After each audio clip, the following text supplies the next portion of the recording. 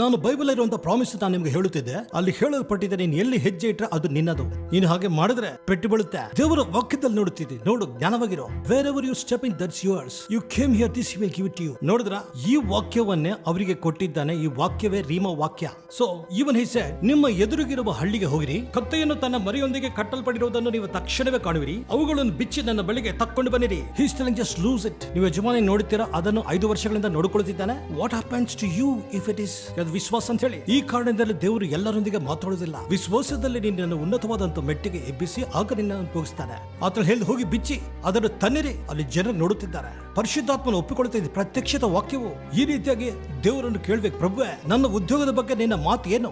100 ಉದ್ಯೋಗಗಳಿಗೆ ನೀನು ಅಪ್ಲೈ ಮಾಡುತ್ತಾ ಇರ್ತೀಯ.